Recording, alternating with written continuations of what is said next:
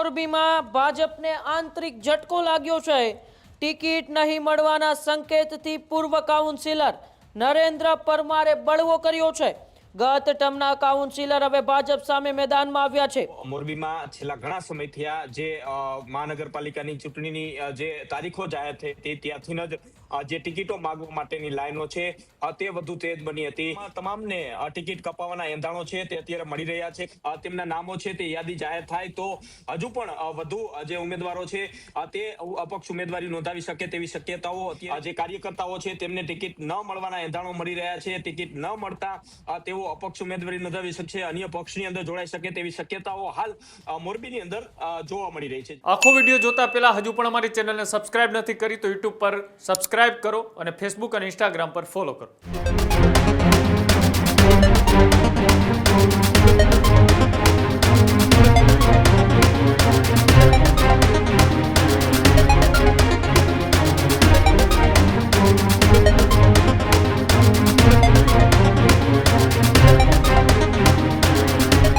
મોરબીમાં ભાજપને આંતરિક ઝટકો લાગ્યો છે।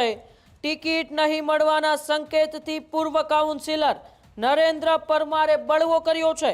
વોર્ડ નંબર 9 માંથી અપક્ષ તરીકે નરેન્દ્ર પરમારે અત્યારે ઉમેદવારી નોંધાવી છે। ગત ટર્મના કાઉન્સિલર હવે ભાજપ સામે મેદાનમાં આવ્યા છે। ટિકિટ નહીં મળવાના સંકેત બાદ આ મોટો નિર્ણય અત્યારે નરેન્દ્ર પરમારે લીધો છે। ભાજપમાં આંતરિક અસંતોષ છે ખુલ્લેઆમ સામે આવ્યો છે। અપક્ષ ઉમેદવારીથી મોરબીની અંદર રાજકીય સમીકરણોમાં પણ ફેરફાર થવાની શક્યતાઓ છે। ત્યારે મોરબી મહાનગરપાલિકાની ચૂંટણીમાં હવે રસપ્રદ જંગ થવાની સંભાવના છે। મોરબી જ્યારથી જાહેર થઈ સ્થાનિક સ્વરાજ્યની ચૂંટણી ત્યારથી ચર્ચામાં છે। અનેક જગ્યાએ ભારતીય જનતા પાર્ટીનો આંતરિક વિખવાદ જોવા મળી રહ્યો છે તો સ્થાનિકો દ્વારા આયાતી ઉમેદવાર ન રાખવાની પણ માંગ ઉઠી છે। તો આ બધા વચ્ચે હવે ભારતીય જનતા પાર્ટીનો જે આંતરિક વિખવાદ છે ખુલીને સામે આવ્યો છે। એક બાજુ મોરબી જિલ્લા પ્રમુખ જયંતી કાથરોટિયા પણ ખૂબ ચર્ચામાં રહ્યા છે અને હવે જે પ્રકારે અત્યારે જે સમાચાર સામે આવ્યા છે તે મોરબીના રાજકીય સમીકરણમાં મોટો ઉલટફેર લાવી દેશે। ત્યારે વધુ માહિતી માટે સીધા મોરબીથી જ મારી સાથે અમારા સંવાદદાતા રવિ સાણંદિયા જોડાયેલા છે। રવિ, આમ તો મોરબી જ્યારથી સ્થાનિક સ્વરાજ્યની ચૂંટણી જાહેર થઈ ત્યારથી ચર્ચામાં છે। ભારતીય જનતા પાર્ટીનો આંતરિક વિખવાદ છે ખુલીને સામે આવ્યો છે, પરંતુ હવે જે પ્રકારે નરેન્દ્ર પરમારે બળવો કર્યો છે એનાથી મોરબીના રાજકીય સમીકરણોમાં શું મોટા ઉલટફેર થયા?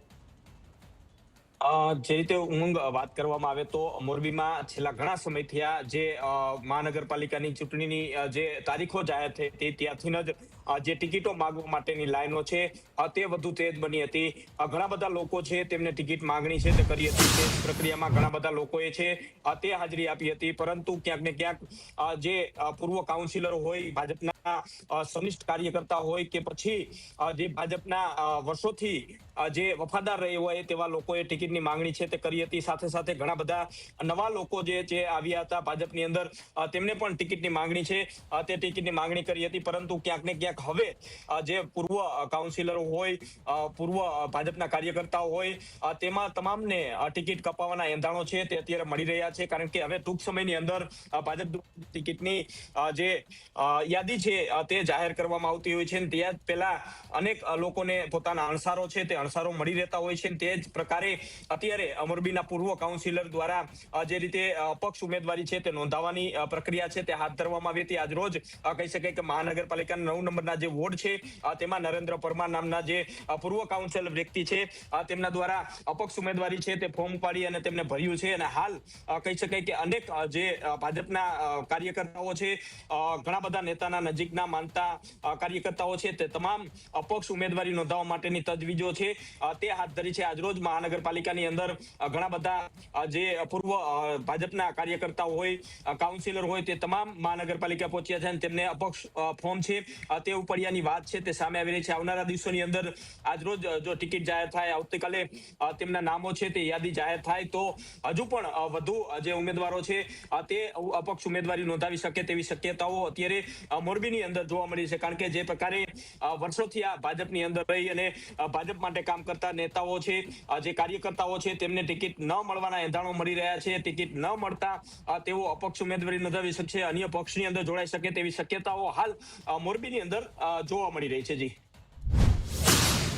જે જયંતિ કાથરોટિયા જેવો જિલ્લા પ્રમુખ છે તે જ્યારથી ચર્ચામાં આવ્યા ત્યારબાદ એ થોડા દિવસો પહેલા કાંતિ અમૃતિયા જ્યારે મોરબીમાં પરત ફર્યા ત્યારે પણ મોરબી જિલ્લા ભાજપના અમુક નેતાઓ એ કાર્યક્રમની અંદર હાજર નહોતા રહ્યા.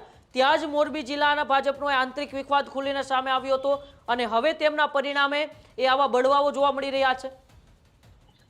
ઉમંગ, જે પ્રકારે વાત કરવામાં આવે તો 2 મહિના સુધી જે પૂર્વ જે કહી શકાય કે રાજ્યના મંત્રી અને કહી શકાય કે ધારાસભ્ય મોરબીના કાંતિ અમૃતિયા જે સારવાર લઈ રહ્યા હતા કેન્સરની, ત્યારબાદ તેઓ મોરબી આવ્યા હતા ત્યારે ઘણો ઉલટ પલટ છે તે મોરબીની અંદર જોવા મળી હતો. કારણ કે જે રીતે સંગઠનની જાહેરાત થઈ તેમાં પણ ક્યાંક ને ક્યાંક જે જૂથવાદ છે તે સામે આવ્યો હતો. ત્યારબાદ હવે કહી શકાય કે મોરબીની અંદર જે સ્થાનિક સ્વરાજની ચૂંટણી આવી રહી છે તેમાં પણ ક્યાંક ને ક્યાંક બંને જૂથ છે તે આમને સામને હોય તે પ્રકારના દ્રશ્યો વારંવાર મોરબીની અંદર જોવા મળતા હોય છે. કાંતિ અમૃતિયા જે રીતે બહાર આવ્યા હતા તેઓ દ્વારા જે કહી શકાય કે મોરબીની બજારની અંદર કહ્યું હતું, ત્યારબાદ તેઓ એક્ટિવ થઈ ગયા છે. હજુ પણ તેઓ જે બીમારીથી લડી અને બહાર આવ્યા છે ત્યારે સ્પષ્ટપણે કહી શકાય કે તેમના જે કાર્યકર્તા હોય છે તેમને અન્યાય થતો હોય તેવું સામાન્ય રીતે જોવા મળતું હોય છે. સામેના જૂથ દ્વારા જે રીતે કહી શકાય કે જે પોતાના મનગમતા વ્યક્તિઓ છે તેમને ગોઠવણી કરતા હોય છે. આવું આ મોરબી જિલ્લો નહીં પણ અનેક જિલ્લાની અંદર જોવા મળતું હોય છે. ત્યારે મોરબી જિલ્લામાં પણ કહી શકાય કે છેલ્લા ઘણા સમયથી આ રાજકીય ઉથલપાથલ છે તે જોવા મળતી હોય છે. અનેક બંને જૂથ જે છે તે બંને જૂથ આમને સામને સતત જોઈ છે, સતત ચર્ચાની અંદર રહ્યા છે. એટલે કે હવે જે સ્થાનિક સ્વરાજની ચૂંટણી આવે છે તેમાં કયા જે કહી શકાય જૂથને વધારે મહત્વ આપવામાં આવતું હોય તે દ્રશ્યો આવનારા દિવસોની અંદર જોવા મળશે. અત્યારે જે રીતે કહી શકાય કે માત્ર સંકેત મળતા જ જે ભાજપના લોકો છે તે અપક્ષ ઉમેદવારી નોંધાવવા માટે પહોંચી રહ્યા છે. એટલે કે આવનારા દિવસોની અંદર જો ખરેખર તેમનું નામ કપાશે તો મોરબીની અંદર જે ભાજપના વર્ષોથી જે કામ કરતા હોય તેવા લોકો અપક્ષ ઉમેદવારી નોંધાવી શકે તેવી શક્યતાઓ હાલ તો મોરબીની અંદર જોવા મળી રહી છે. ઉમંગ, રવિ, જે પ્રકારે અત્યારે આ એક બાદ એક નેતાઓ નારાજ થઈ રહ્યા છે, જો કે નરેન્દ્ર પરમારે બળવો કર્યો પરંતુ અંદરખાને હજુ કેટલાય નેતાઓ એ સૂત્રો પાસેથી જે પ્રકારે માહિતી મળી છે કે નારાજ છે ભારતીય જનતા પાર્ટીથી. આનો સીધો ફાયદો એ કોંગ્રેસને મોરબીની અંદર આવનારી ચૂંટણીઓમાં થશે.